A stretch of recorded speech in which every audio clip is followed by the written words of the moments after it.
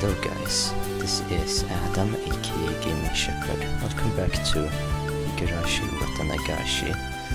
Now, I'm not going to talk so much about what happened the last episode either than we got jumped by some biker gang and Shion saved us.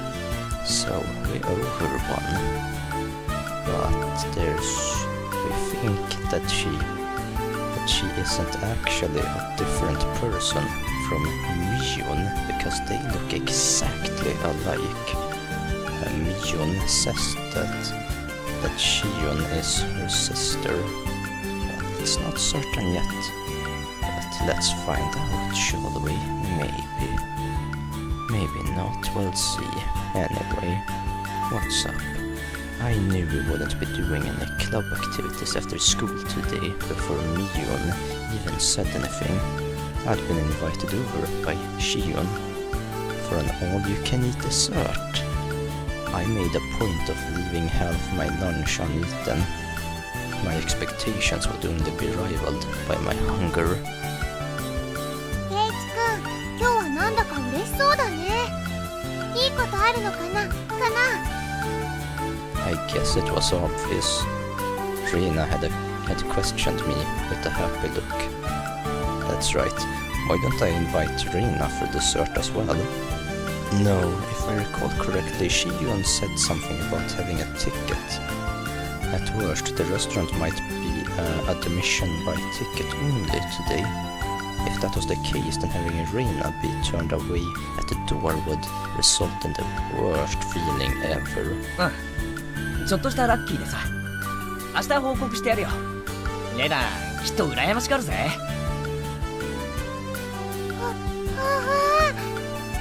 なんだろう。いいの。そのラッキーって可愛いかな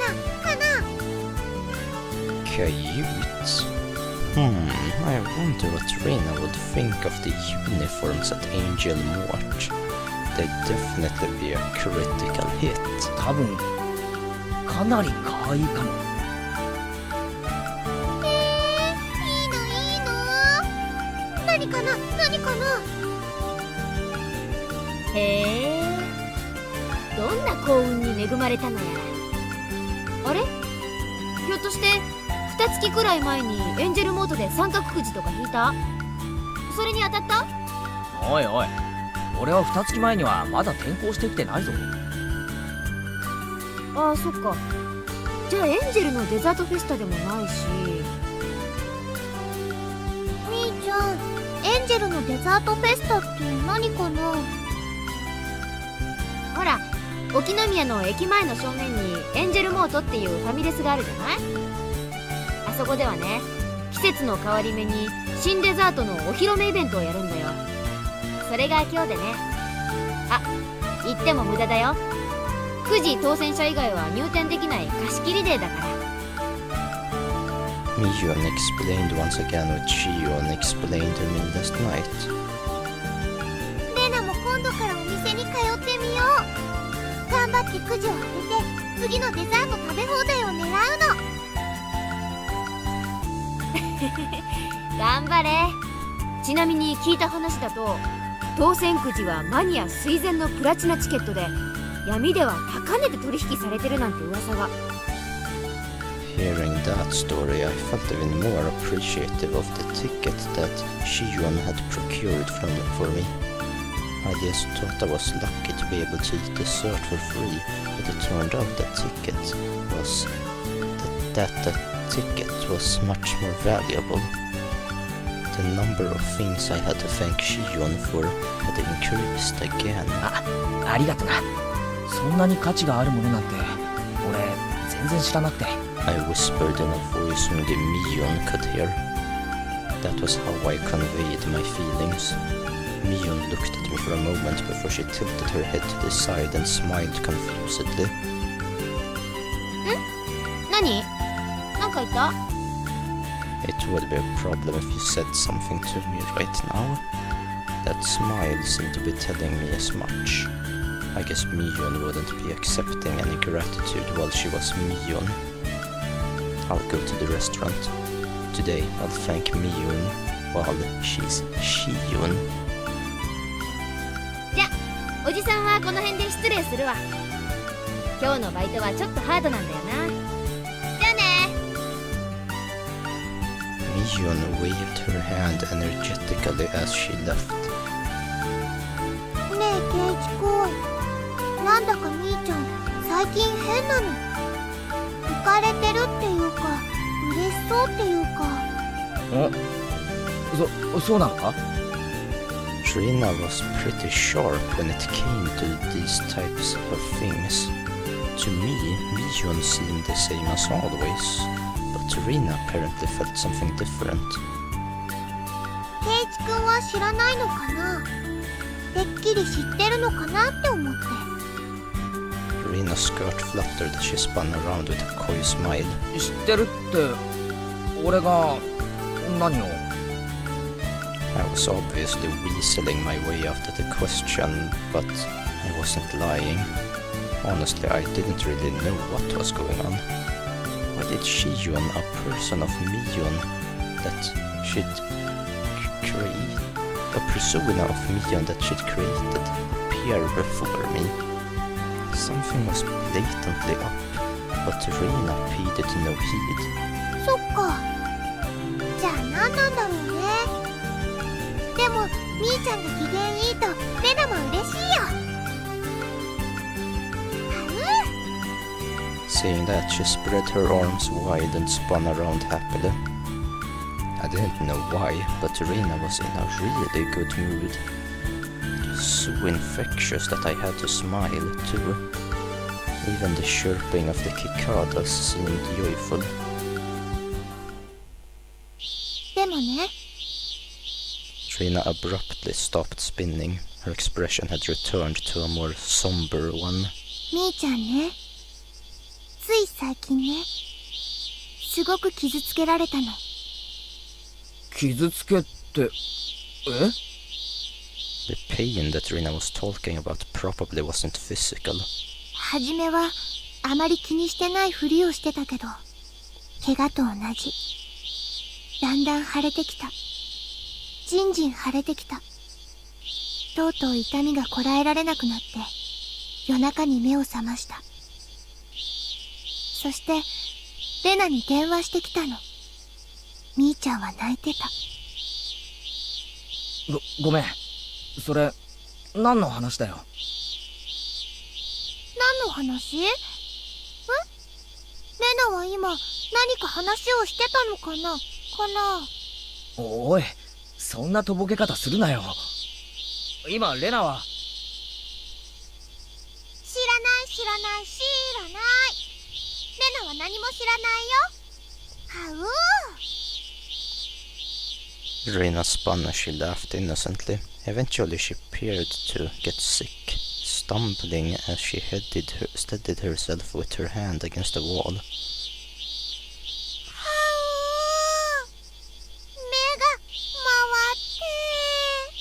バカだな。調子に乗ってぐるぐる回ってるからだよ。ごめん。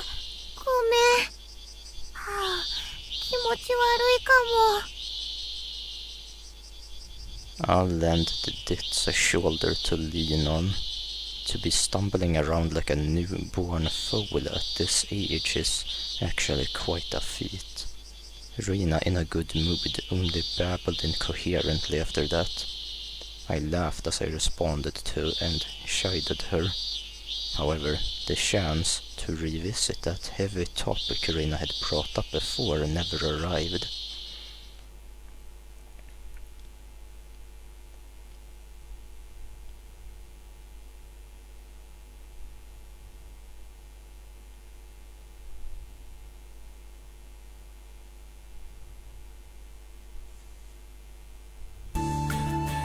As soon as I got home, I tossed aside my school bag and changed in a hurry. The effects of only having a light lunch were starting to show, as my stomach began to let out fickle growls. Alright, let's go to Angel Mort. It's time to face the land of endless desert. Preparations for battle were complete. Tally ho!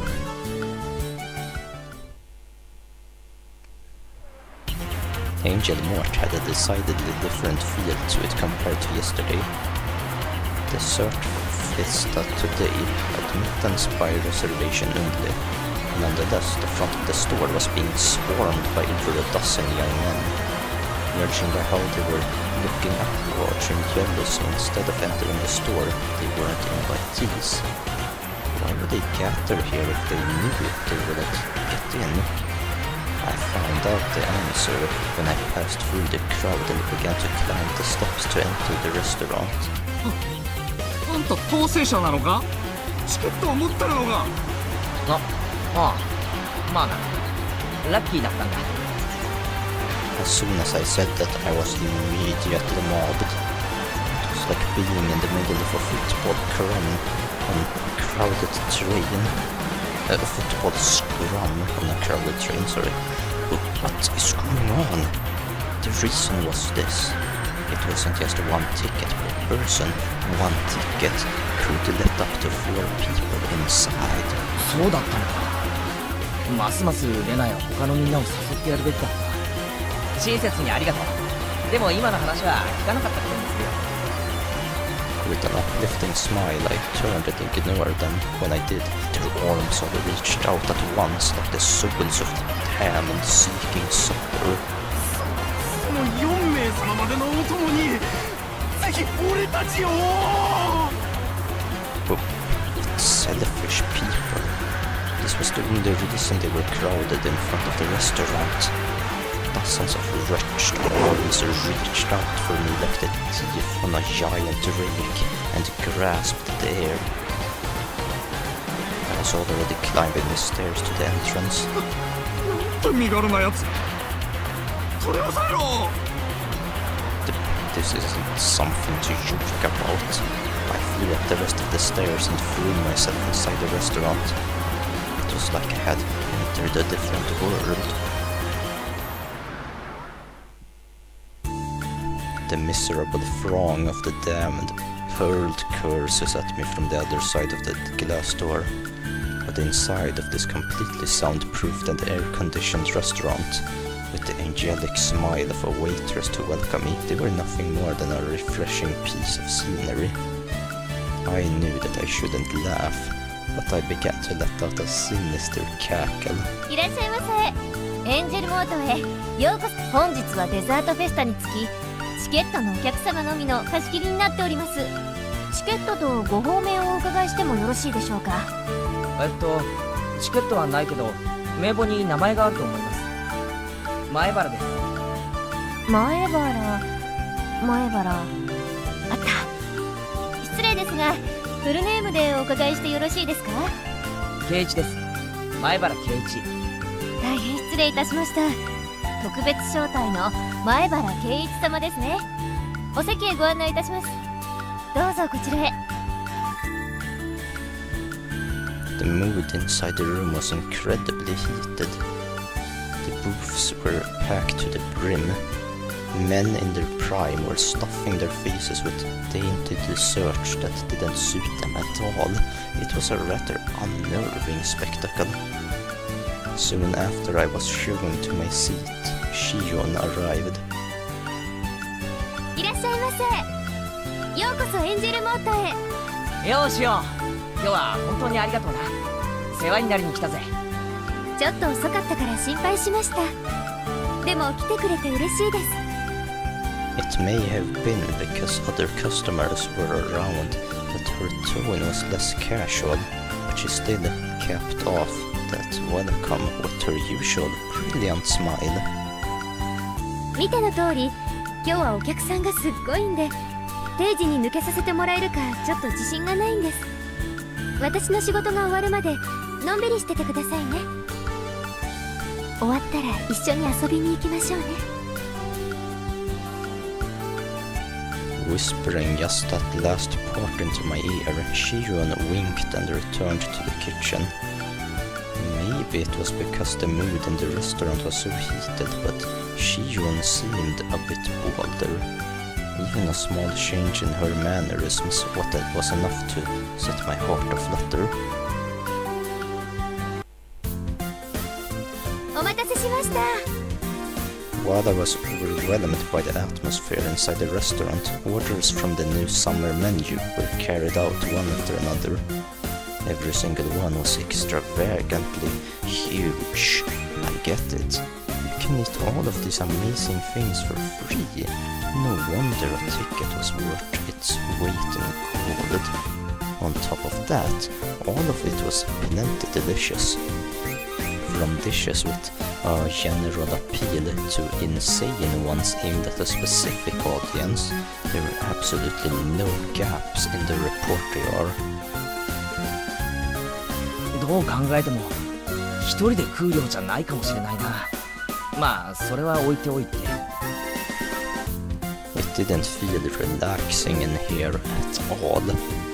Probably because the fervor inside the restaurant was clearly abnormal.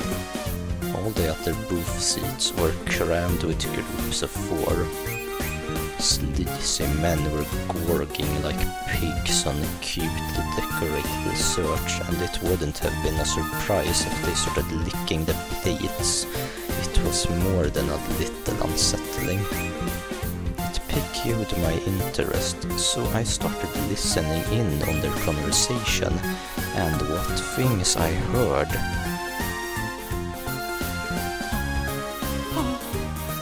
エンジェルモード萌え。僕ですか。当選チケットは秘密ルートから7万で購入したっつ。職場には親戚の葬式だと言ったにゃりよ。エンジェルは制服が最高にゃり。ウェイトレスさん、水とか壺にこぼしてフキフキとかしてくれないかにゃー。にゃーにゃー。エンジェルモードのフィギュアが今度発売されるらしいでござるな。次のイベントは要注意でござる。そうそう、今度大手フィギュアメーカーが商品化を決めたそうであります。発売日は要チェックなのであります。しかし大人買いするには種類が多すぎるのでごわすな。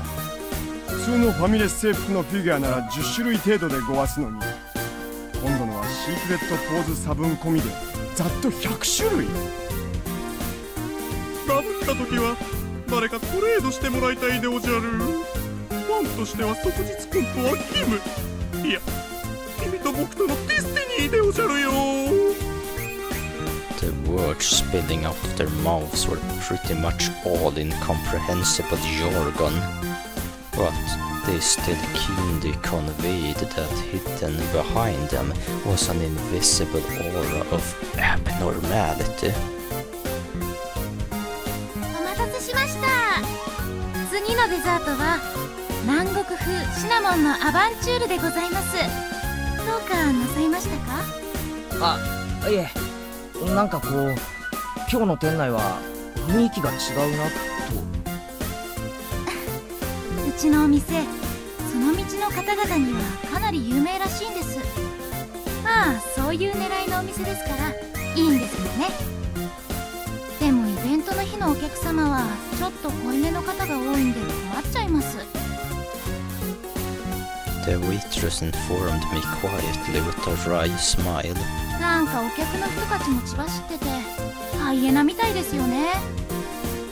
今日のお客さんのほとんどはかなり遠方から無理してきてるみたいですからね。そういう方々って羽目を外しやすいんでちょっと怖いんです。ちゃんとガードを固めておかないと大変なんですから。 What did she mean by keep your guard up? At that moment a large crash resounded through the room. I turned around, startled to see that a waitress had fallen down and spilled the order she was carrying right onto a customer. Wait, isn't that Shion? すみませんでした。そのお召し物はなんてことするにゃり。もうジーンズ専門店で1800円の2つ分が生クリームでベトベトにゃりよ。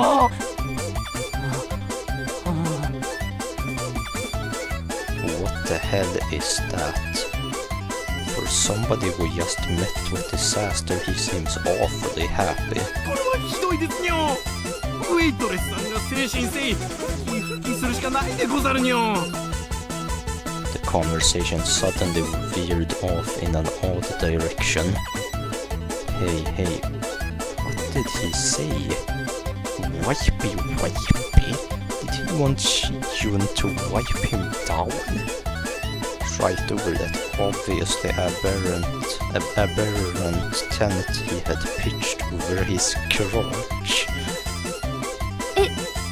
でも私ふきふき。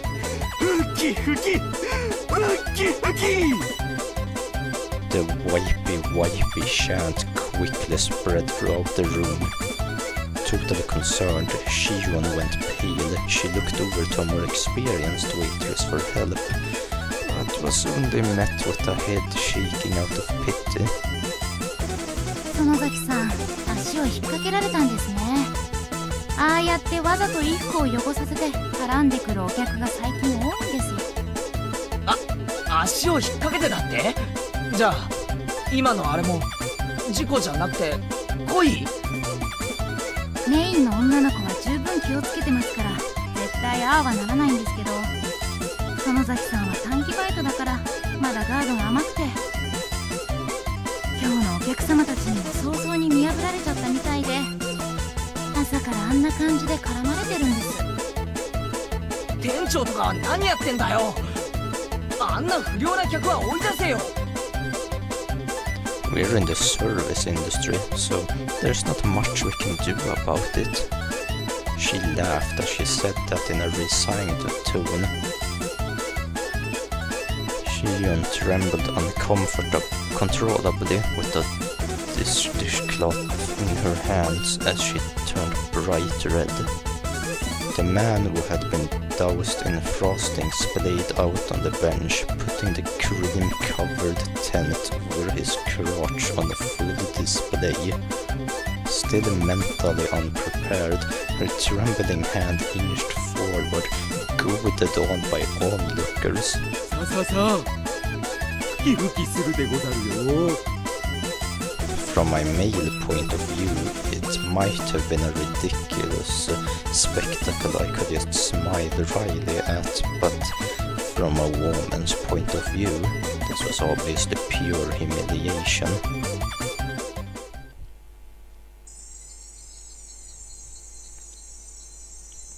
When I was trapped by those thugs and had been paralyzed with fear, Shiyun fearlessly stood up to them and saved me. Still, as humiliating as it was, Shiyun was also partly to blame for this, and it wasn't as though her life was at stake, right? Even these guys, they were just going to jeer at her in a bit of a lewd situation. It's not like they were going to eat Shiyun alive or anything. It'd be alright if I just consoled her afterwards. 私だって怖かったですよ。でも他ならぬケイちゃんのピンチだし、勇気出して頑張りましたってことです。 When I, a man, was being assailed by 3 thugs while paralyzed with fear, Shiyun saved me without a second thought. What about now? These sleazy, filthy degenerates were trying to pin the blame on Shiyun. This time our roles were reversed. Hey, Kichi Maibara, if you don't save her now, when will you be able to repay the debt you owe her? You scared, Kichi Maibara? At that time, Shiyun, no, Miyun, didn't even show a hint of hesitation. Then what about now? I'm not hesitating. Then what? If you're not hesitating, then why aren't you helping her? さあ、観念するでござる。ほほほ。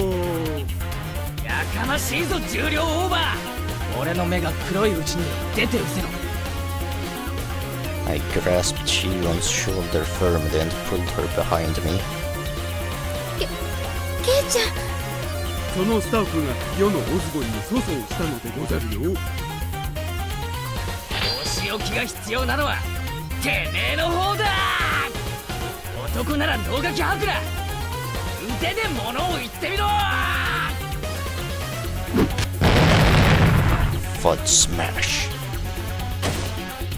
My body was lifted into the air like nothing. I was thrown right back into my own seat. This guy is strong. No matter how you look at it, athletic and this larger aren't even in the same area code. オタクは意外にマイナーな武道を得得していることが多いでござるから甘く見ると大変でござるよ。 The man smirked, showing off his gum line. ケイちゃん、大丈夫？ Damn it.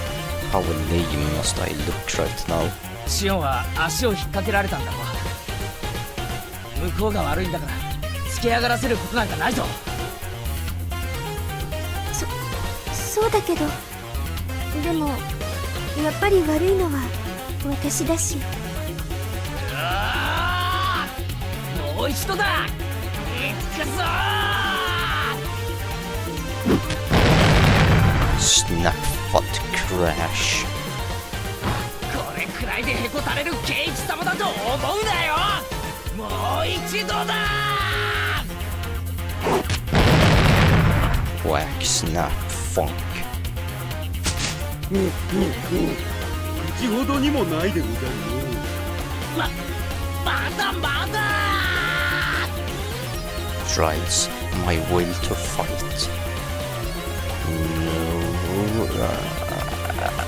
Just running, I planted every one of my steps firmly as I closed the distance to the Lord Ball. Each time I ripped my foot off the floor, I could feel my burning spirit flare up from the point of impact. Everything slowed down like I was walking underwater. As I stepped forward in that vicious flow of time, I calmly measured the gap between us. With our difference in height, reach was my ultimate advantage. There was an ever so tiny distance between us where only my punch would be able to reach. I unleashed my iron fist of righteous anger, but it flew towards his face slowly like I was punching underwater. Reacting to that, with a smirk on his face, the fat so easily slipped inside of my punch. I hadn't realized it until now, but in this mired time I was able to observe his baffling counterattack with almost painful clarity. His arm slowly swung around in a large windmill motion, wrapped around my whiffed punch, and descended in an arc. That arm swung around like the arms of a clock, and came into contact with my head, twisting my upper body around. Dragging my head along, he followed through with another rotation. This time he rotated his entire body like a top, followed by another rotation. Combining defense and offensive fence, it was a brilliant counter. That's right, 3 times. I was thrown after 3 rotations, I think. In this vicious region of time, I was unable to struggle, and I could only wait dumbstruck until the moment I was thrown. The moment that sluggish temporal anomaly abruptly ended. Crash. 修行が足りないでござるよ。ヤングメン。 I was loath to admit it, but against somebody trained in martial arts, I couldn't win through force of will alone.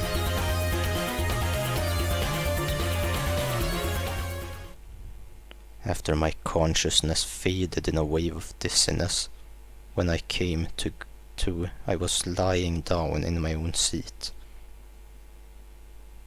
怪我しなくてよかったですね。 The more experienced waitress from before wiped the sweat from my brow with a towel. While she was doing that, a red-faced and teary-eyed Shion trudged over. 大丈夫ですか？私なんかのためにすみませんでした。俺こそ役に立たなくてすまん。俺喧嘩って勝ったことないし。私のために助けに来てくれただけで嬉しかったです。本当ですよ。それだけでも今日はケイちゃんに来てもらえてよかったかなって。 As she said that, she stuck her tongue out teasingly. She wiped off the whipped cream with the washcloth she was holding in her hands. 園崎さん、R 入ってもいいですよ。あと 1,2 時間でしょ。いいんです。バイトとはいえお給料もらってる身ですから、時間内はちゃんと働きたいんです。だから本当お気遣いなく。 She couldn't even put up a brave front. I would never even think for a second that Mion could be that weak. This was Shion, and she had been harassed by some unreasonable riffraff. That was reality. ケイちゃんは気にしないでデザートいっぱい食べててくださいね。一通り食べ終わったらアンケートを書いてもらいますので。じゃあ私ホールに戻りますね。 After some consoling words and a sympathetic smile to Shion, the other waitress started to head back to work. That's where I stopped her. すんません、ウェイトレスさん。電話借りたいんですけど。電話ですか？レジ横にございますよ。ご案内いたします。 I pulled a 10 yen coin from my wallet. This wasn't about saving face. My being a worthless coward was an unchangeable fact, but I could just cry myself to sleep about that later tonight. Now was not the time for tears. I had to fight. 確かチケット1枚で4人まで OK なんですよね。あと3人呼んでもいいんですよね。ええ、そうですけど、一応名簿に書きますので、お名前を伺ってもよろしいですか？ I turned around and glared at the greasy hooligan who subjected Shion to that humiliation. There are 3 things that aren't working in your favor today, punk. The first is that I owe Shion. The second is that I'm a man who's not afraid to throw away his pride to win. And the third is that we're the most powerful club members in history. 名簿には竜宮レナ、それから北条聡子、古出理香で。かしこまりました。承ります。 I'll have the best and the most powerful club members join the fray. They can bring down 1,000 foes. You fat asses. Prepare to meet your maker. いい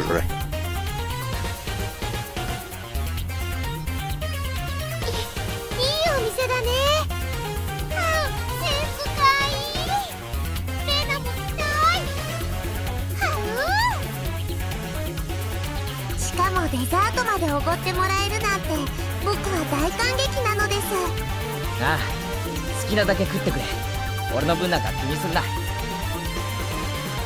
ケイチさん、茶番は結構でございますよ。要件に入ってほしいですわ。 Rina and Rika-chan put down their forks when Satoko broached the subject. After looking at them for a few moments, I pressed my forehead firmly into the table. 頼む。俺の不甲斐なさを笑ってもいい。力を貸してくれ。 The 3 of them seemed surprised by the sudden turn of events, but nevertheless listened to what I had to say without making fun of my unusual behavior. どうしたのかな。何があったんだろう、太郎。実はミオンの妹のシオンがこの店でバイト中なんだ。ああ、話に聞いてたみーちゃんの妹さんだね。ひょっとしてあれかな、あれかな。似てるね似てるね。似てるも何も髪を下ろしただけの本人ではありませんの？ Herp, I didn't know what to say.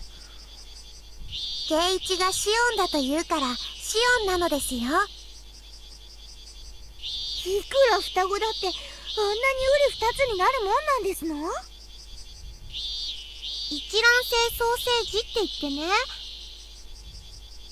本当にそっくりの双子ってこともあるんだって。Reina gave the most plausible explanation, so everybody else was convinced. 納得してもらえたかな。それで本題だ。I recounted everything that had just happened. How Shiyun was targeted, how she was antagonized by the customers, and the humiliation that was forced upon her. Also, how incredibly pathetic I was. I included everything without trying to hide it. それはひどいね。しーちゃんかわいそう。しかしそれを助けられないなんてみっともないにも程がありますわよ。それについては返す言葉がない。さとこちゃん、負けを認めて助けを求めるのってとっても難しいことなの。圭一くんは変なプライドなんかよりしーちゃんを助けることを選んだんだよ。情けないですこと。Rina's follow-up stung a bit, but I could only be thankful that she understood. Satoko was calling me all sorts of names, but there were no malign intentions behind her words. で、僕たちは何をするですか？ Her voice was monotone, but there was a hint of resolve in her words. I replied to Rika-chan's suggestive silence in kind with my own quiet resolve. まあ、そんなところだと思ってましたわ。圭一さん一人には少々荷が重すぎますもん。じゃあ助けてくれるのか？当然だよ、圭一くん。私たちは誰がいじめられても助けに行くよ。I remembered when I was cornered by those thugs what Shiyuan had said about the strong feeling of solidarity in Hunamizawa really began to hit home. However, Keiichi Maibara, now is not the time to get choked up with tears of gratitude. Now is the time to fight. すまん、恩に切る。一人で頑張ったけど歯が立たなくてかわいそうです。 Rika-chan gently pat my head for me, but there was no mindless pity in the palm of that hand. It was overflowing with a strong, dependable feeling of deep trust to us. もろもろの都合によりミオンは参戦できないので臨時に俺が指揮を執る。作戦内容はシオンの護衛と敵勢力の殲滅。敵って誰かな？いっぱいいるのかな？現時刻以降シオンにちょっかいを出そうとする全個人全勢力を敵と認める。当選規定はなし。報酬は今食ったデザート。質問はあるか？ Everybody had already entered club mode, their eyes peering at the riffraff clamoring around inside the restaurant like predators stalking their prey from the darkness. Rika-chan held up her hand. なんだい、リカちゃん。手加減は必要ですか？不要に決まってますわ。ミオさんの妹に老敵を働く輩に手加減なんか不要ですの。いいんですね、圭一。Rika-chan was serious. She was really ready to pretty much murder someone. I'm counting on you, Rika-chan. 全責任は俺、前原圭一が取る。蹴散らしてやれ。よーし。レ妻、よろしく頼む。圭一さん、そんなに力まなくても大丈夫ですよ。まあご覧あそばせ。圭一さんがそのパフェを食べ終わる頃にはお掃除は終わってましたよ。ではみんな頑張りましょうですよ。ファイトオーです。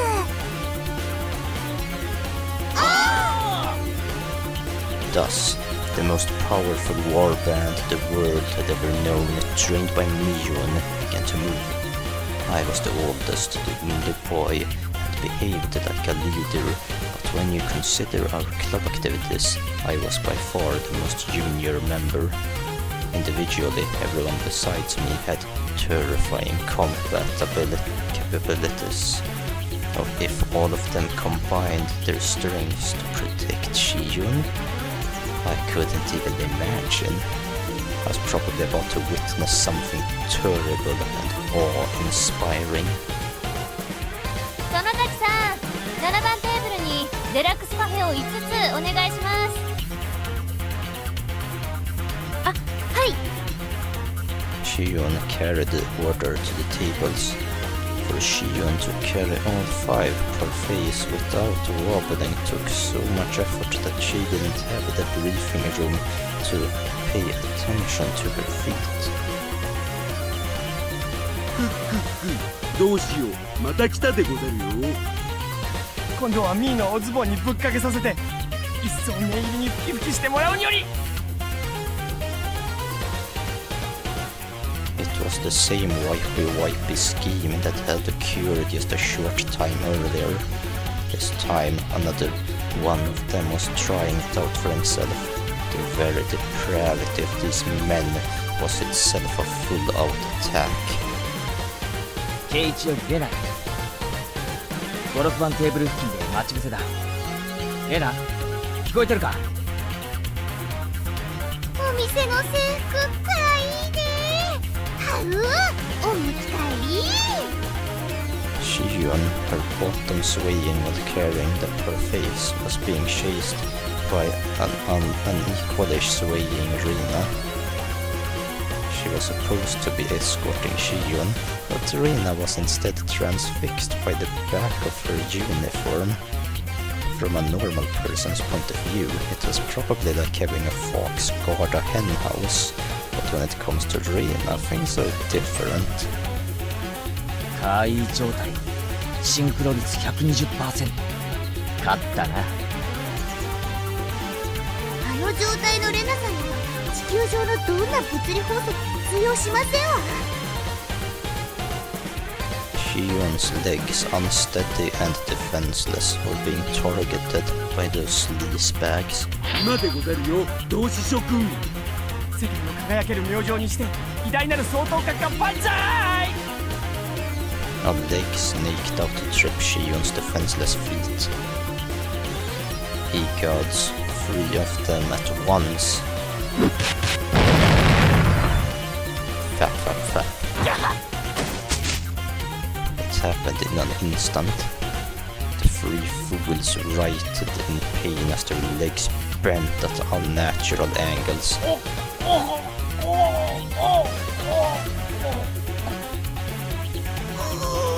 これは何事でござるか。 Rina teetered into view and gave them a warning. Question mark. おいたはダメなんだよ。メだよ、メ。レナがお持ち帰りするからメ。この小娘、神妙な技を。The human scum clutched at their bruised ankles as they passed out. さすがはレナさん。いつ見ても恐ろしいキレですわね。ああ、絶対的なガードだ。半径2メートル以内で行われるシオンへのあらゆる攻撃をレナは完全なカウンターで粉砕する。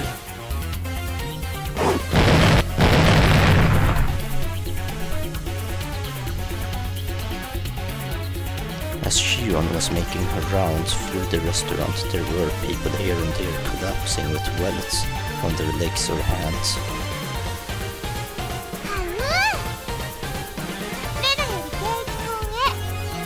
もうしーちゃんにちょっかい出す人はいないよ。だからもうお持ち帰り。圭一よりレナへ。ご苦労だった。引き続き護衛を続けてくれ。これからお持ち帰りは不可。繰り返す、お持ち帰りは不可。じゃあ見てるだけだよ、見てるだけ。I guess just looking is fine. That wouldn't prevent her from guarding Shion, so I guess it's okay. Anyway, thanks to this I knew who had tried to mess with Shion. Anybody who was clutching at her arm or leg while they were writing in agony was basically branded by their bruises. 現時刻をもって敵勢力識別を完了。次のフェーズへ移行する。圭一より聡子だ。そっちはどうなってる？さとこですわよ。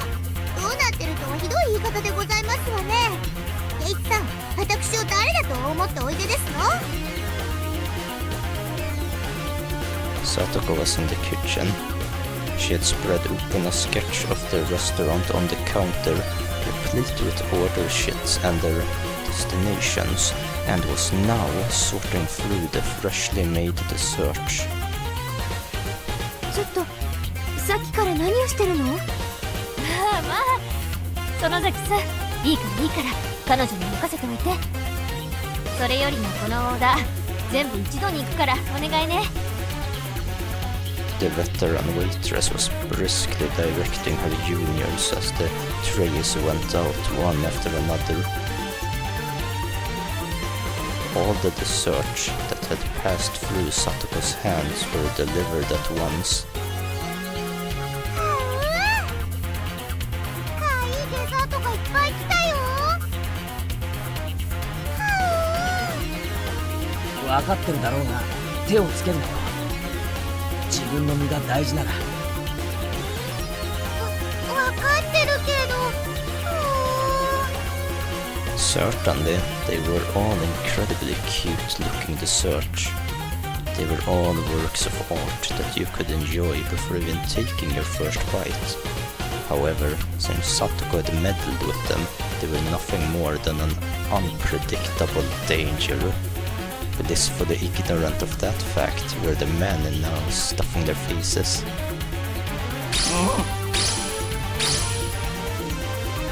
Almost right away they realized that something was wrong. サトコ、何を混ぜた？塩やタバスコってわけじゃないだろう。あら、ケイチさんが言ったんですのよ。手加減無用って。私、こう見えても叩くときは徹底的に叩く性分でございますの。As she said that, she twirled a dubious vial in her fingers before putting it away smartly into her pouch. さとこより理解。お客様が行きますわよ。エスコートお願いしますわ。僕にお任せなのです。Come to think of it, I didn't see Rika-chan anywhere. Where could she be lurking? Clatter, clatter. Several men stood up suddenly from their seats, surveying the restaurant for something.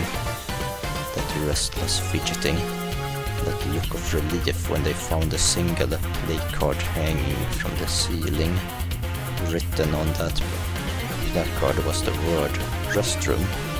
They began a mad rush in that direction. It wasn't just one or two people.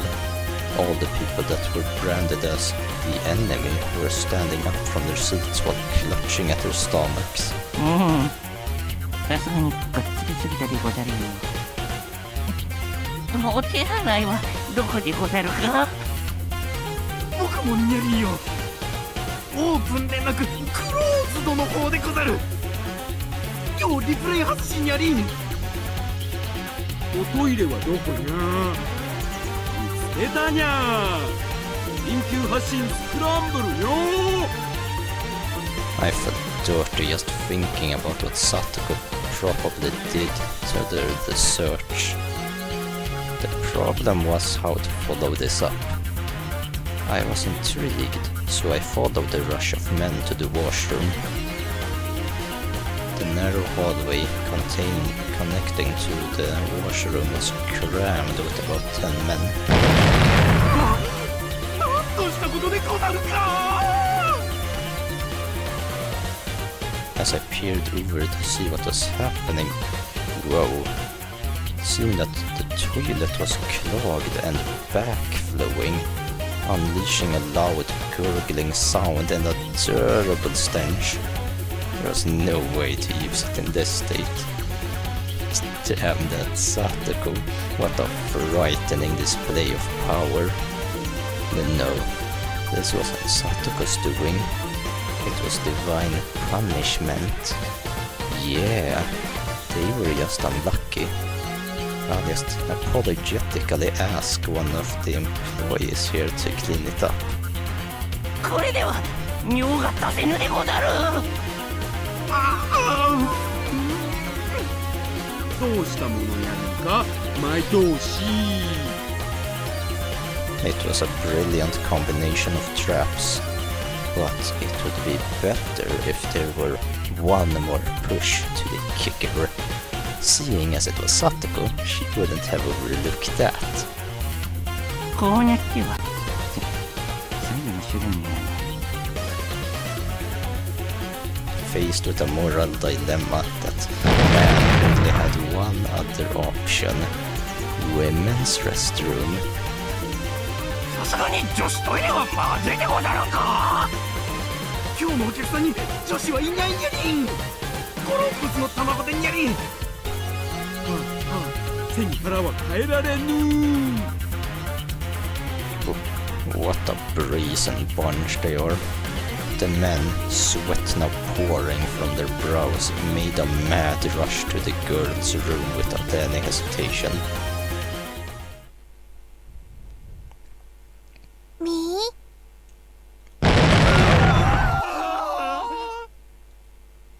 There was a girl there. It was Rika-chan. The men stood there, frozen in various complicated poses indicating their surprise.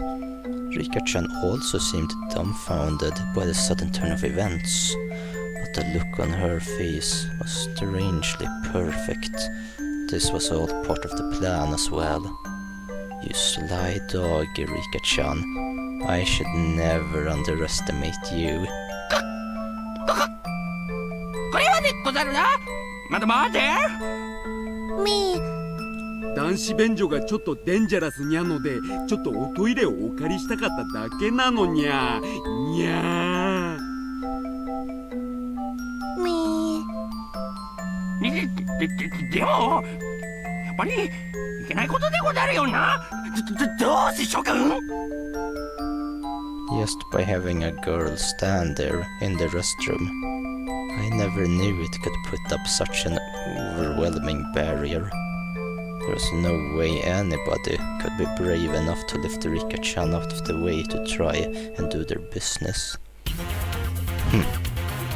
This was the most they could do after all. If it were a man in full club mode, for example someone like me, they would blow right through Rika-chan without a second thought. Now, what are you going to do, you fat asses? The price for tormenting Shion still hasn't been paid.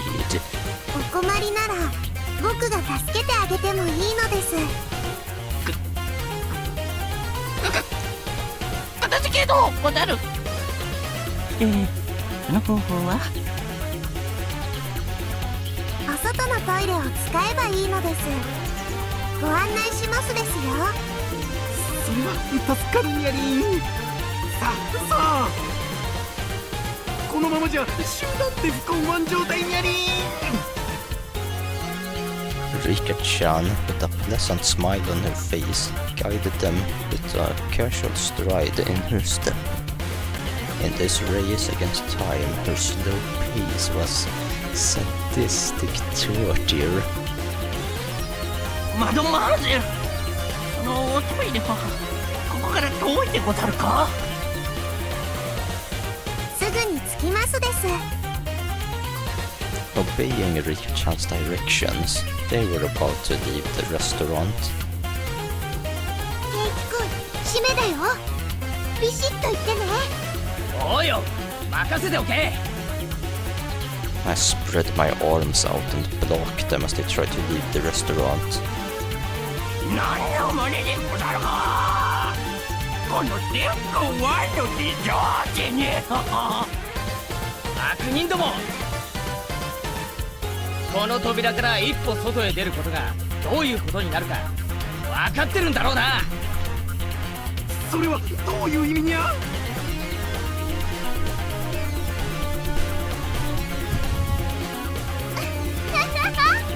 ほら、チケットに書いてあるよ。途中退店無効って。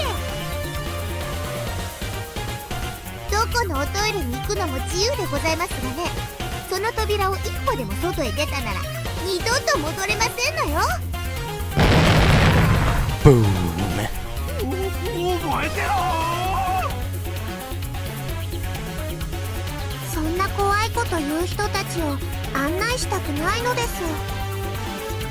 Everybody panicked as Rikchan began to turn back. They could only figuratively and literally fall in line. All the waitresses also lined up to see them off. 本日はご来店誠にありがとうございました。I shall return!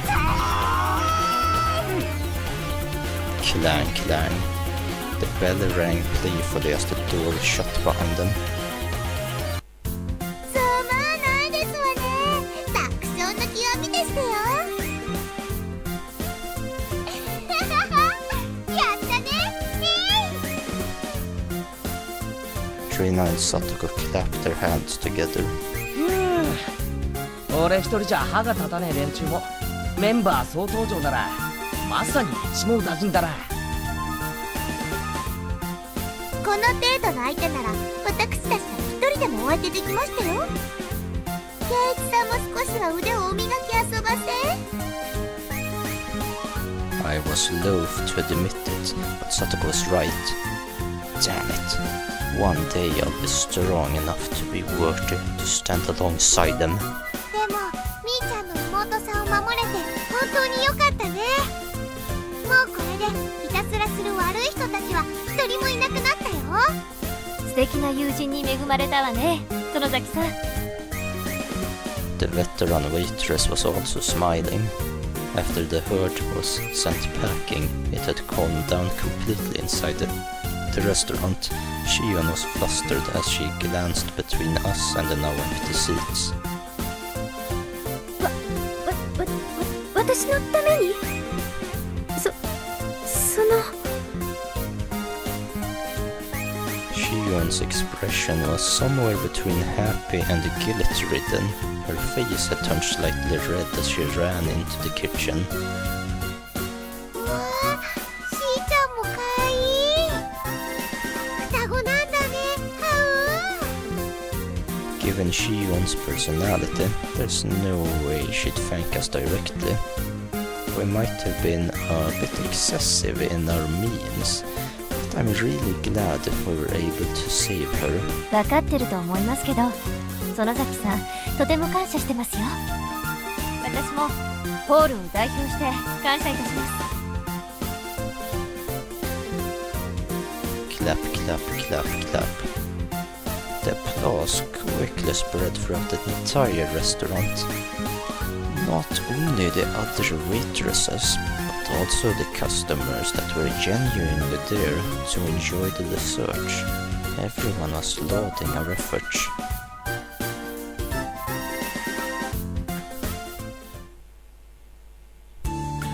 When we had mostly finished eating and were filling out the survey, Rika-chan made her return. おう、お疲れ。守備は上々か？ずいぶん遅かったな。ごめんなさいなのです。帰りに迷子になってしまって大変だったのです。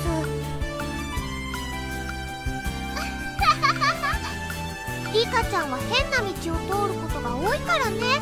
よく迷子になるんだよ。 How did she get lost just guiding people to a nearby toilet? 人間誰にも得て増えてがありましたよ。リカにはそんなの負けないような長所がたくさんありますわ。それもそうだな。さっきの女子トイレのあの表情、役者だったな。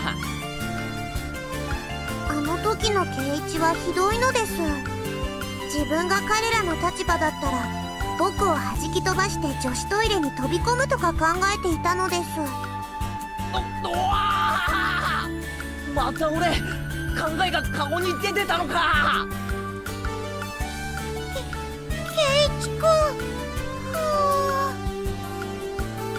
あ、いや、そら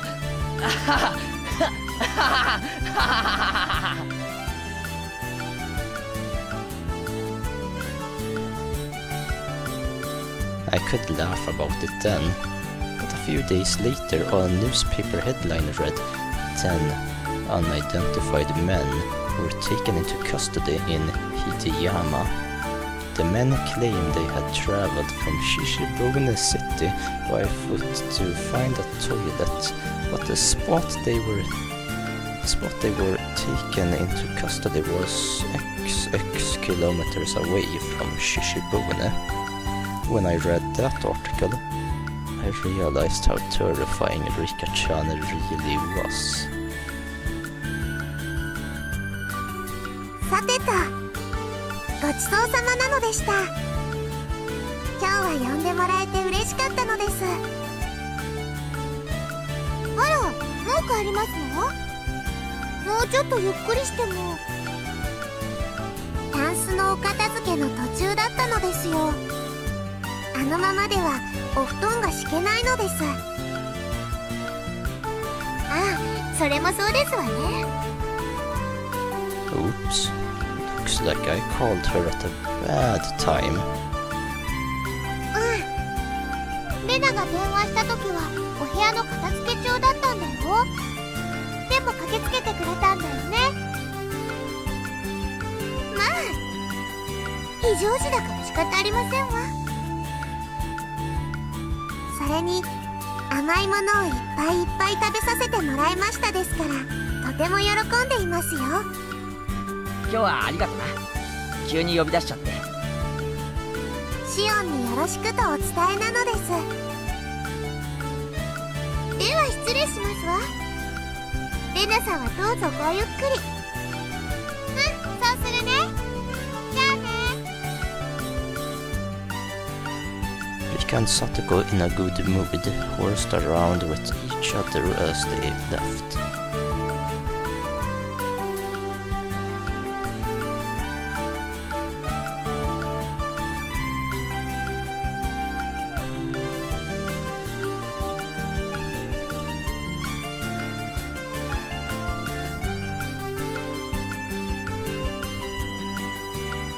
While Rina and I were having a discussion about the dessert we just ate, Shion arrived with some coffee. あら、ちっちゃい二人は帰っちゃいましたか？ Hearing them called the little ones was so strange, I inadvertently burst out laughing. なんか片付けの途中だったとかで帰っちゃったよ。Shion had brought enough coffee for 4 people. 先輩に話を聞きました。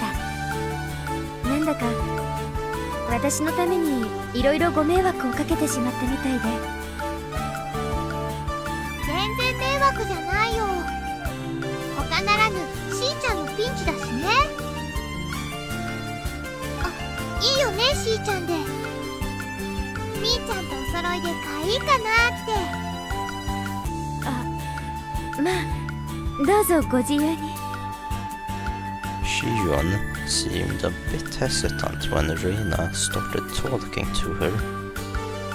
Rina is pretty sharp about some things, so Shion was probably worried that Rina would find out she was Mion after talking like this. Shion said that she'd have worked soon and hurried off back to the kitchen, leaving behind coffee for just the two of us.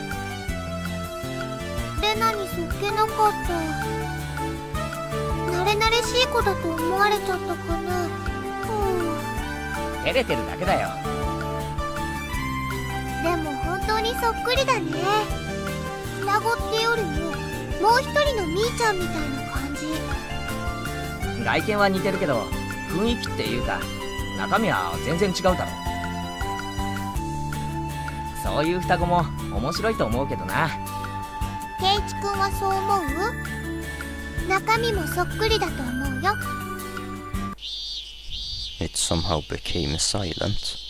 Rina was just staring at the pattern the milk made on the surface of her coffee without saying a word. For somebody like me, who could never stop talking, it was a rather uncomfortable moment. Rina's off-put mannerisms seemed to imply I said something I shouldn't have. That unpleasantness carried on for a little while. レナさ、今日言ってたろ。ミオンが傷つけられたなんて話。そんな話したかな。だからとぼけるなよ。確かに言ったよ。今日の学校からの帰り道で。Rina answered by laughing while continuing to play dumb, questioning if she said that. As thick-headed as I was, I had a faint realization. Rina wanted to say that I was the one who hurt Miyun. But when? Me? もし仮にそういうことがあったとしても、それは俺には悪意はなかったんだよ。I continued the conversation, but left out the assumption that I had hurt Miyun. きっとそうだと思う。ケイチ君に悪気はなかったと思うな。Rina replied, also leaving out the assumption that I had hurt Miyun, but that confirmed it. I don't know how it happened, but it seemed that I had hurt Miyun, and Rina was upset with me due to the fact that I hadn't realized it. 誤解しないでほしいんだけど、別にレナは怒ってるわけじゃないよ。Seeing right through what I was thinking, Rina said that as she smiled even more gently than usual. ただなんていうのかな。難しいなって。俺に落ち度があるならはっきりそうだと言ってくれないか。俺は自分でも呆れるほど鈍感なんだ。謝るべきことがあるなら少しでも早くそれに気づいて謝罪したいと思ってる。別にケイチ君に落ち度なんかなかったと思うよ。考えようによってはずるいのはみーちゃんの方なのかもしれないし、ずるいのが女の子だって言い直るのもまたずるい気がするし。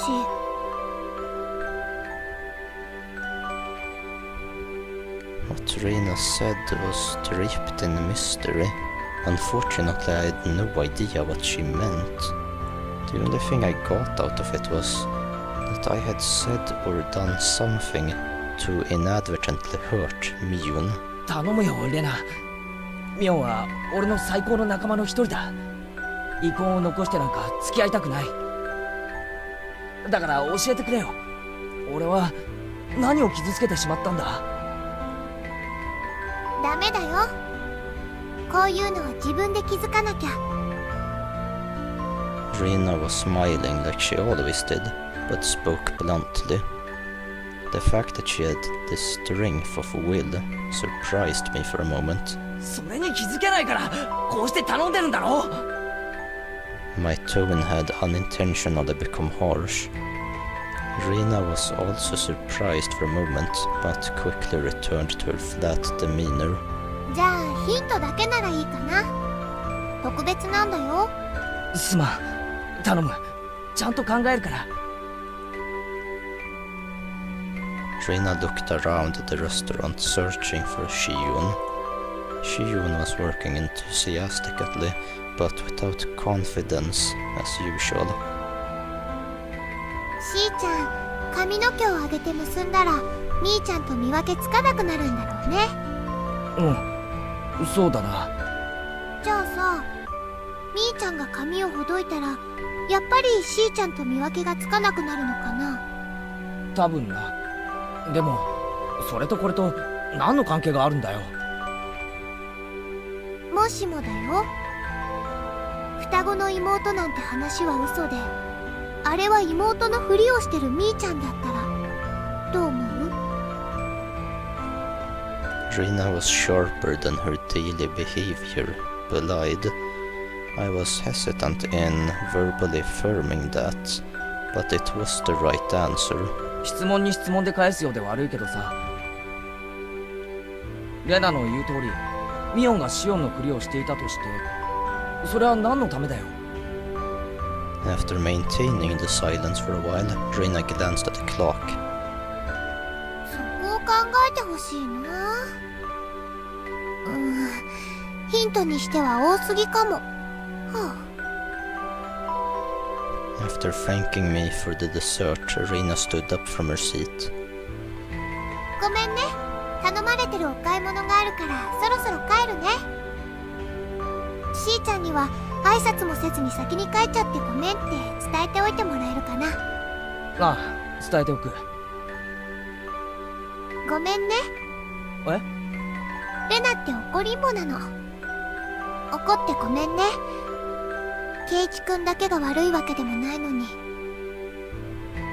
Rina was harsh in her apology, but I was the one who really should have apologized. みーちゃんだってもうそんなに気にしてないことだと思うの。だからなかったことにして忘れちゃってもいいと思うんだけど。でもね、同じ女の子としてはケイチくんに自分で気づいて自分で謝りに来てほしいなって夢を見ちゃうの。Switching to cute mode only at the end, she disappeared in the direction of the register.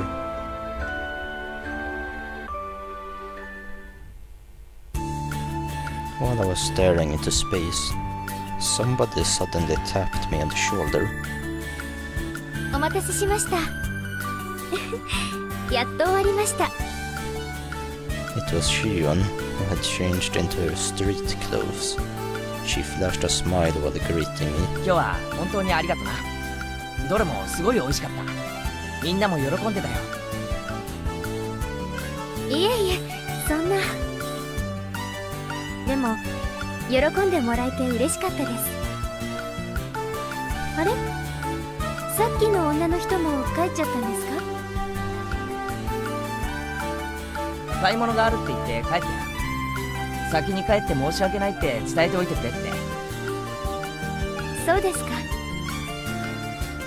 じゃあ私たちも表に行きません？たとえオフでもバイト先は緊張しちゃいますから。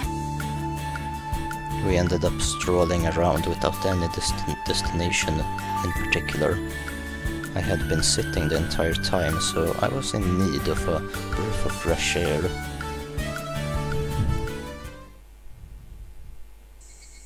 When we left, the sky had already become draped in a veil of darkness. はあ、なんだか暗くなってきちゃいましたね。もっと早めに終わらせてもらえる約束だったのに。Shion seemed upset that there wasn't much time left. でもいいかな。ちょっとでもこうしてのんびりお話できる時間が取れたから。Saying that, Shion set out for the three-lined boulevard behind the station. The front of the station was slowly becoming crowded with businessmen heading home. さて、自己紹介からしようかな。初対面はいきなりお姉と間違えられるという衝撃的な出会いだけで、互いに挨拶もしてないですからね。I could only smile and laugh wryly. 私、園崎しおんと申します。お姉と似てるのは外見だけなんですよ。お姉は大雑把で暑苦しい人なんだけど、私は几帳面だけど涼しい人なんです。I remembered what Reina and I had been talking about earlier. I said that they looked the same, but their personalities were different, while Reina said they were both the same. I don't know what tipped her off, but Reina figured out that Shiyun was Miyun. Also, related to that, she said that I had hurt Miyun. Reina had given only one hint. That was, why is Miyun pretending to be Shiyun? シオンは俺のことミオンからなんて聞いてるんだ？お姉はケイちゃんのことお気に入りみたいですから、饒舌にいろいろと喋ってくれますよ。部活の話とか、やられたとかやり返したとか、そんな男の子みたいな話ばかりです。本当に仲がいいんですね。Boyish kind of stories, huh?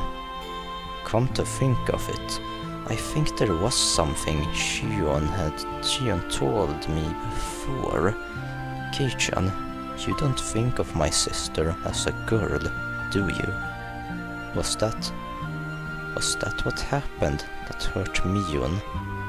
Miyun herself said that she wished she'd been born a boy, and that being a girl didn't suit her. She said a lot of things to that effect, didn't she? ケイちゃん、さっきからなんだか楽しくなさそうですけど。いや、そんなことないよ。隠し事が下手なくせに嘘つこうとするんですよね。だから憎めないんですけど。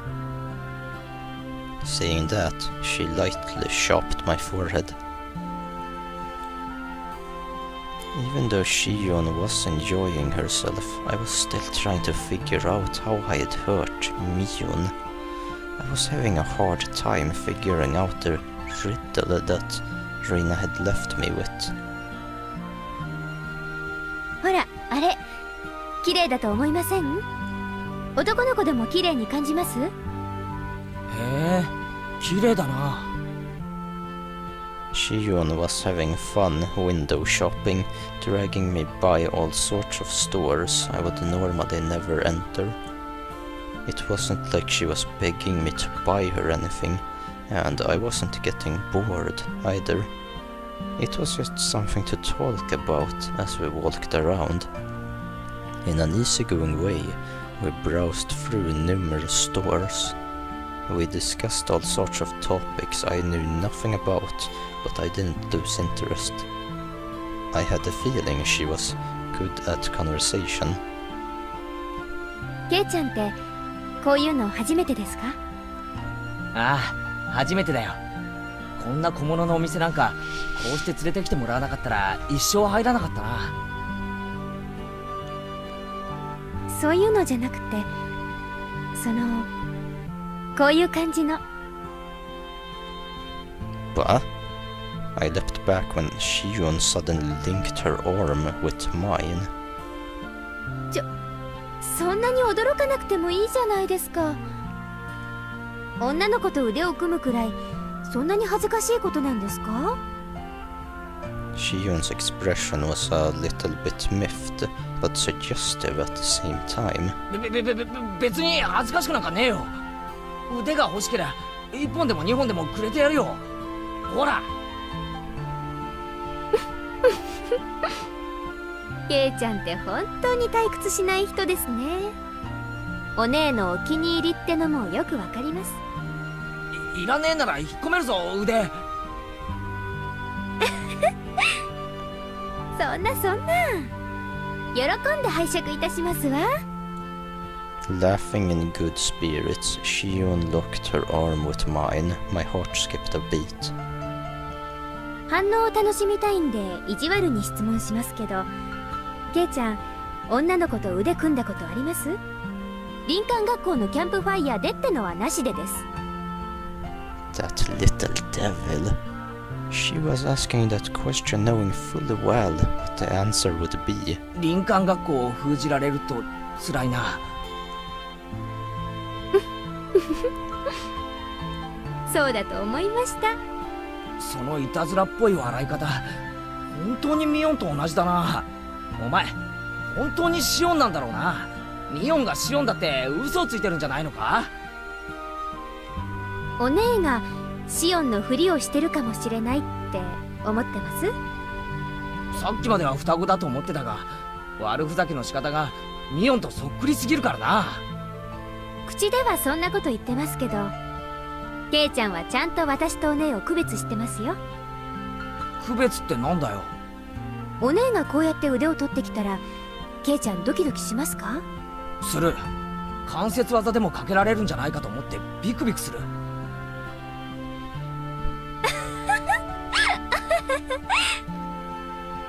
Shion laughed so hard she had to hold on to her sides. おいおい、そんなにおかしいことかよ。肩腹を押さえて涙溜めるくらいに。いえいえ、お姉ってしょうがないなって思ったんです。年頃の男の子と腕を組んで心臓を高鳴らすこともできないなんて、本当に女の子失格ですよね。I remembered once again that I'd heard someone say that before. お姉は男の子に生まれた方が良かったんじゃないかなって思うことありますよ。そしたら私も惚れてるかもな。なんちゃってミオンも男の子に生まれたかったなんて言ってたな。お姉は女の子がしたいのか男の子がしたいのか中途半端なんですよね。まあ不吉祥な生き方のツケですからね。放っておいてあげてください。さっきから実の姉に随分な言い方だな。私ミオンのどことなく甘えたところ好きじゃないんです。The way that Shion talked somehow sounded cold. シオンってミオンとあんまり仲良くないのか？まあそこそこは仲良くやってます。でも姉妹として許せないなってところはいろいろありますよ。あれ見てください。可愛いと思いませんI turned around to look at where Shion was pointing. That was... what was there? Was the familiar display window of a toy shop. The same shop that was the stage for the incident that occurred during last Sunday's club activities. What Shion was pointing at was a display with a plethora of adorable dolls that looked like the sort girls would like. 女の子ってどうしてこういうのが好きなのかな。だって可愛いじゃないですか。ケイちゃんは可愛いって思いませんか？俺は男だから特にそういうのは感じないよ。まあまあ、ケイちゃんはこの中で一番可愛いのはどれだと思います？ Shion, pulling on my arm, motioned to the row of dolls. They were lined up like they were close sisters taking a commemorative photo. A few of them seemed strangely familiar. こっち側に並んでる4つは見覚えがあるな。やっぱり有名なんですね。ケイちゃんでも知ってるくらいだから。Shion sounded impressed. 最近イギリスから入ってきたばかりの新作なんですよ。この辺ではまだ売ってますけど、都市部の方じゃ品切れ状態で安さがポイントのはずなのに変に高騰しちゃってるそうですよ。女の子っていい年になってもこういうのが好きなんだな。人にもよるでしょうけど、人形とかぬいぐるみとかを嫌いな女の子ってそんなにいないと思いますよ。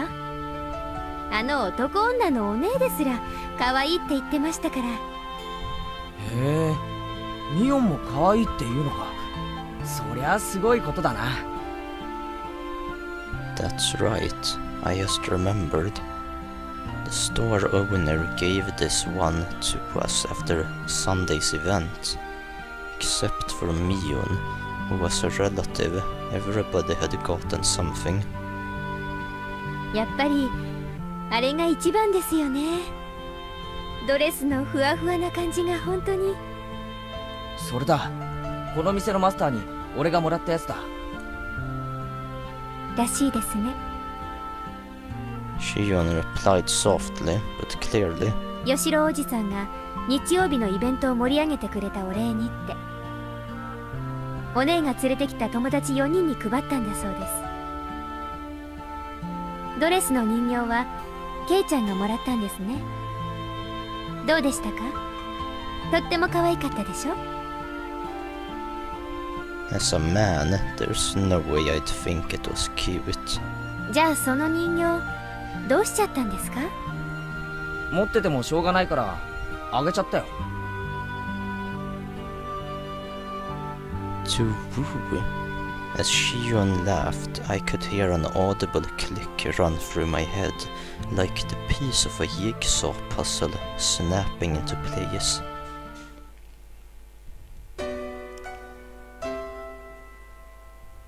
今日はみんな本当にありがとう。おかげでイベントは大盛り上がりだったよ。大したものじゃないけど、これ今日のおだちんに。あ、吉郎おじさん、私にはないの？おだちん。あらあらあら、かわいいのが出てきましたわよ。 When Satoko and Rika-chan opened up the bag, there were cute little stuffed animals inside. わあ、これかわいい。お持ち帰りしていいの？本当に？ってことは俺のもかな。お、なんだかやたら可愛いのが出てきたぞ。 It was a stuffed toy wearing a beautiful dress, one you'd used to play house.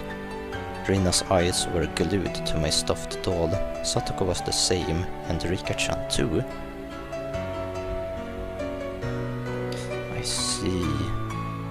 It wasn't just Rina, Satoko, and Rika-chan. There was one other person who seemed jealous.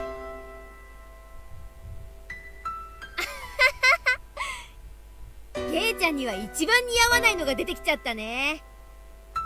Not wanting for her expression to give it away, she had said that to hide her embarrassment. なんつうのか、プリティっていうかキュートっていうか、可愛いのは認めるんだが、着せ替え人形はちょっとな。ケイちゃんが持ってたら確実に明日からアレな趣味の人扱いだね。Mion's usual teasing way of talking. I looked around to see who I should give the doll to. Mion was right in front of me. Mion was the only one who hadn't received a present, so I thought about giving it to her. But I didn't. くれるの？レナに？ありがとう。 Turning away from Mion's covetous gaze, I gave the doll to Rina. Mion's smile bore into my back. There was no way I couldn't have noticed. Why did I not give it to Mion?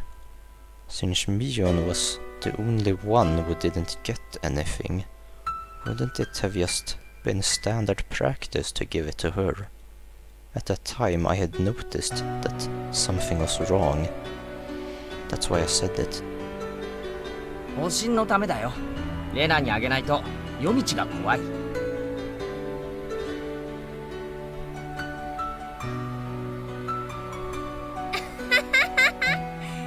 違いない違いない。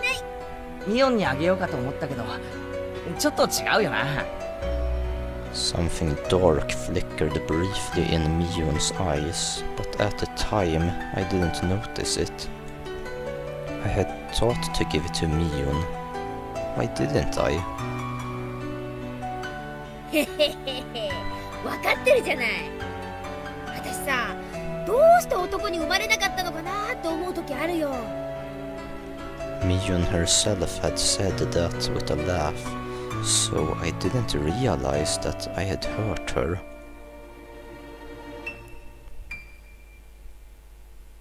そうだな。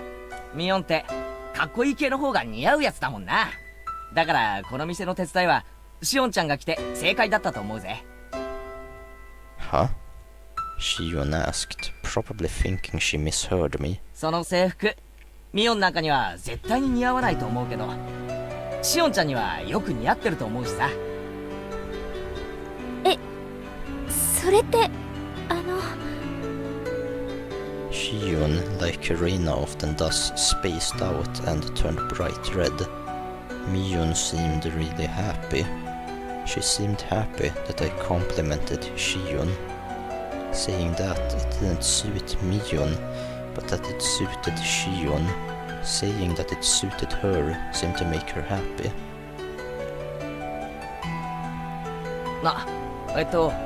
ミオンの双子の妹なんだよ。性格は違うけど外見は瓜二つなんだ。そうそう、外見は似てるけど中身は大違いなんだよ。私は優しくて思慮深いけど、シオンは冷めてておっかない性格なんだよね。多分生まれた時にミオンの女の子らしい部分は全部シオンに行っちゃったんだと思う。ミオンと違って実にはにかんだ笑顔の似合う可愛い女の子なんだ。Miyun made a strange face that was both angry and happy at the same time. It seemed she was happy that I said Shiyun was cute. Sneaking a look inside the box to say that she just put some of the leftovers inside would have been a lie. There was an elegant meal stuffed inside. 本当にいいのか？これタバスコとかがいっぱい入ってるとか、そういう冗談じゃないのかよ。もうお姉じゃないんですから、私そんなことしませんよ。別に嫌なら無理しなくても、帰って自分で食べちゃいますから。 I'm not my sister. That was how she said it. Shiyun was insistent that she wasn't Miyun. She was saying that she was Shiyun and that I shouldn't think of her as Miyun. When Miyun was Shiyun, it carried a special meaning. みーちゃんって不思議でしょ？女の子なんだけど男の子みたいっていうか。 That's what Reina said. でもね、そんなみーちゃんも本当はすっごく女の子らしいんだよ。レナ、お前ミオンにいくらもらったんだよ。違うの。もうちゃんとした話をしてるんだよ。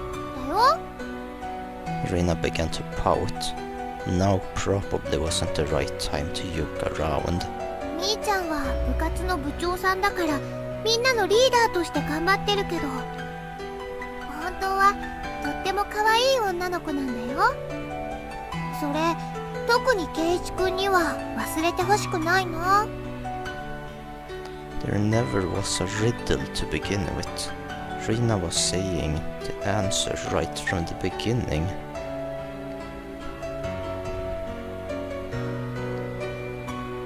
それでもう私何が何だかわからなくなっちゃって。ケイちゃんに悪気がなかったのは分かってるつもり。圭一くんは人を傷つけるような人じゃないよ。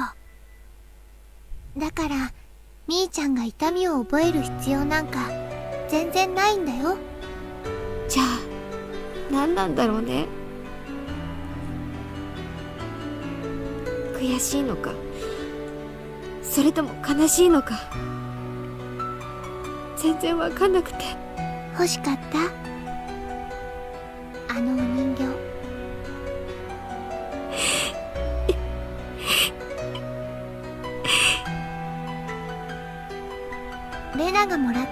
れても何にも解決にならないもんね。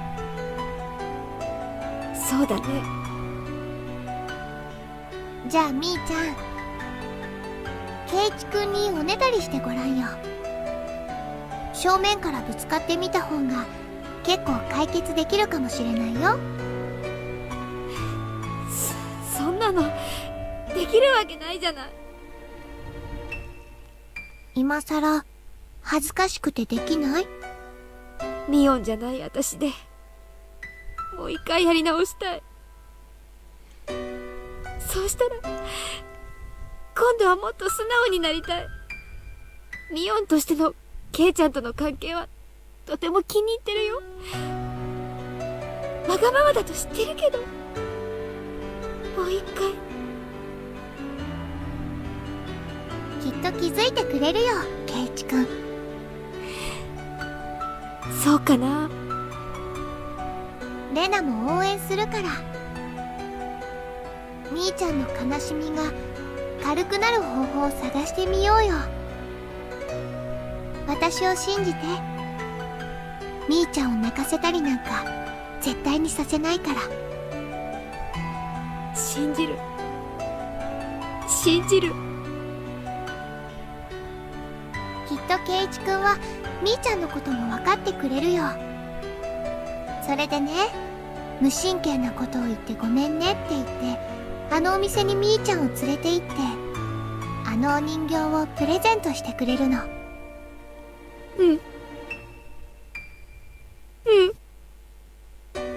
そうしたらみーちゃんもありがとうって言うんだよ。茶化しちゃダメだよ。素直に言うんだからね。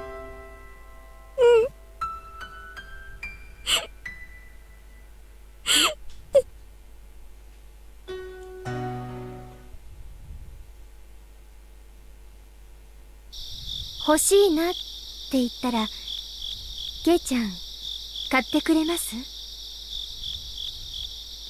Mion said it quietly, doing her best to quell her embarrassment. I would have reflexively begun to lightly tease her to hide my embarrassment, but like Mion, I quelled that impulse. いいよミオ。今日までのお礼ってことでどれでも買ってやるよ。My voice cracked with the unfamiliar words, in order to not lose to Mion trying her best. I tried my best as well. だから私ミオンじゃなくてシオン。じゃあシオン。シオンに買ってやるよ。Shion looked down, red-faced. She pointed at the doll in the dress through the store window. 本当にいいんですか？あのドレスのだけはちょっぴり高いんですよ。値段の問題じゃないだろう。気持ちの問題だよ。私今日はケイちゃんに嫌なお客さんから助けてもらえて本当に嬉しかったです。先輩たちもみんな助けてくれなかったのにケイちゃんだけは助けてくれました。私の肩をグイって引っ張ってくれましたよね。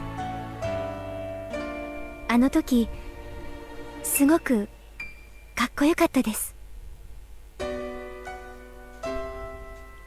なのに私恥ずかしくってちゃんとしたお礼もできなくって。I clamped my hand down on Shion's head and ruffled her hair roughly, like how I would to Rina and the others. When I did that, Shion, like Rina, would have spaced out and blushed slightly. そんな難しいのは抜きでいいよ。あの時あげてればよかったんだ。そうすればみんな楽しく笑ってられたんだ。Shion didn't respond. She had turned bright red, like she was trying to hold back both laughter and tears. 今買ってくるよ。そこで待ってろよ。私も一緒に行きます。 Saying that, she grabbed onto my arm once again. She wasn't trying to be stoic anymore. お姉がどうしてケイちゃんのことを好きなのか私よく分かった気がします。ねえケイちゃんのことちょっぴり好きになってもいいですか？ The unfamiliar situation made my head start to spin. Whoa. What am I doing? I had reached my limit. Smiling wryly to hide my embarrassment, I dragged Shion into the store with me.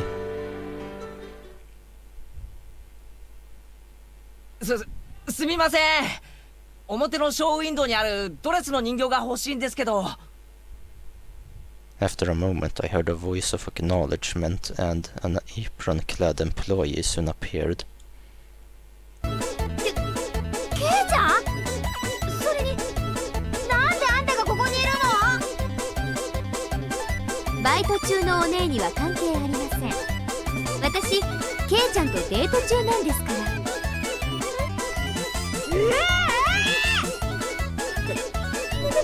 んだケイちゃん。Even if you ask why, I'd like to know the answer myself. Mion looked at me with an expression of confusion and surprise. But that was the same with me. If she was there, then who was next to me?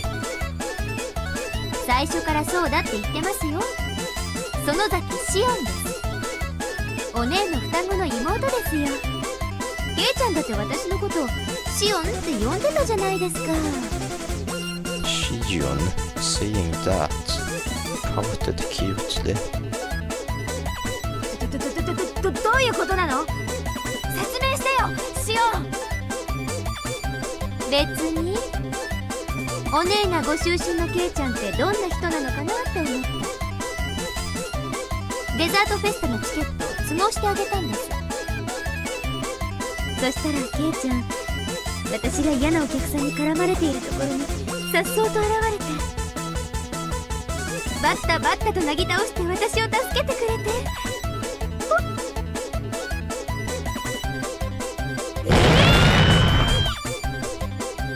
Both Mion and I raised our voices pathetically, expressing our confusion to the utmost. ミオンが電話をくれたの？昨日さ。しないよ私。何のことか全然わかんない。私ケイちゃんのためにお弁当を届けてあげたよね。あれは私だもんね。それともあれお姉だったの？園崎ミオンともあろうお方が手作り弁当を作って男の子の家に海外しく届けに行ったと？へえ、お姉って見かけによらず大胆。With a loud pop, a trail of smoke began to rise from Mion's head. いや知らない知らない。ほらねケイちゃん、お姉は知らないって。だから昨日までのは全部私、園崎シオンなの。私のふりをしたお姉かもしれないって思ってたかもしれないけど、これで疑いは晴れたでしょ。I couldn't tell up from down at that moment. If there was a mirror around, I could have seen my eyes go wide from the shock. さあ店員さん、表のショーケースの人形包んでくださいね。大好きになった人からの初めてのプレゼントだから、ちゃんとリボン付きで梱包してほしいです。Mion, completely flustered, was being cornered by a sly-faced Shion. My brain had stopped working. そんなケイちゃん、何がどうなって。じゃあ行こう。ケイちゃん、もう暗くなってきたからお家まで送ってあげるね。おねえ、悪いけど沖宮の家に電話して車を回すように言ってもらえる？自転車も積めるようにワゴンか何かで来てほしいって伝えてね。In contrast to Shion, who had glee written all over her face, Mion was an empty shell and looked like she could burst into tears at any moment. ケイちゃん After that, Mion's grumblings were unrelenting.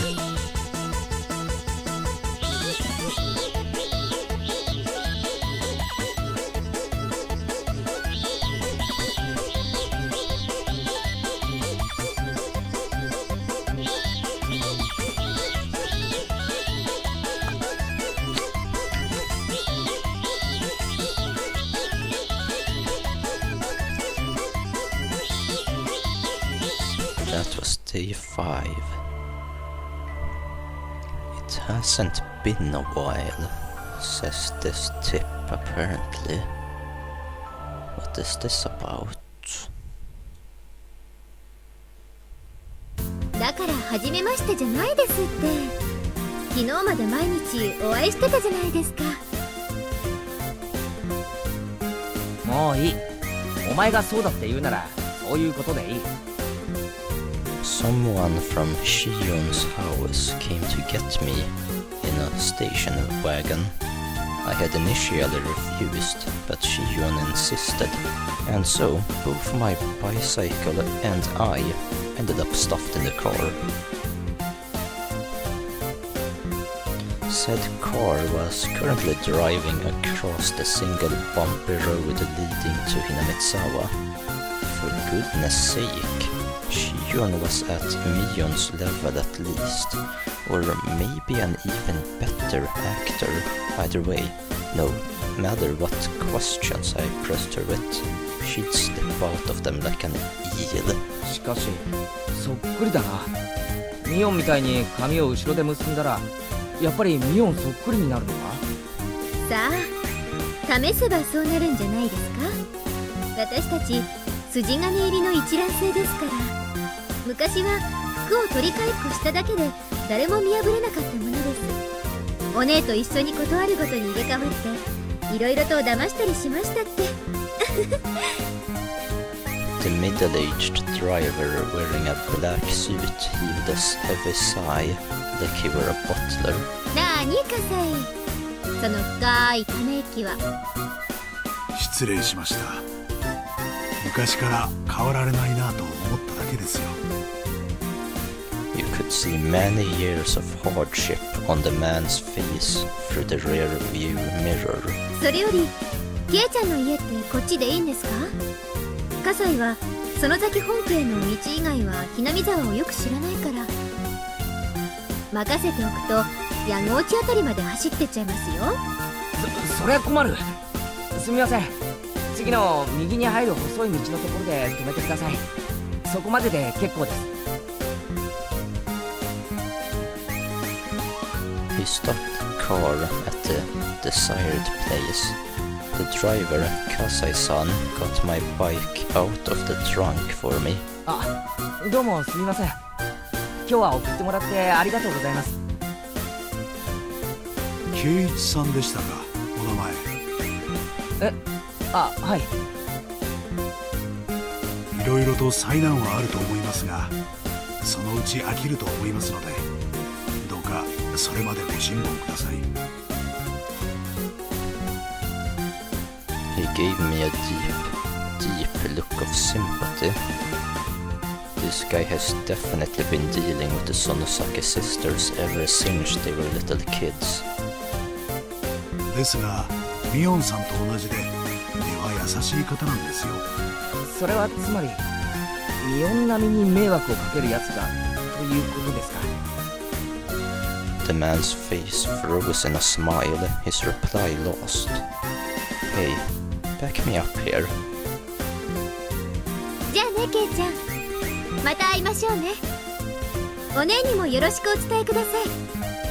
私も明日からひなみ沢の学校に通おうかな。絶対に来るな。シオンが転校してきたら俺が沖宮の学校に転校するから。それはすごくひどいことですよケイちゃん。 A short beep of the horn. The man gave a little wave to me from the driver's seat. Then the car withdrew into the dark night roads, leaving dust in its wake. Man, this entire day made no sense. I ran into Mion while I was with Shion, and the former's expression, like a pigeon shot with a pellet gun, had finally begun to make a strong impression on me.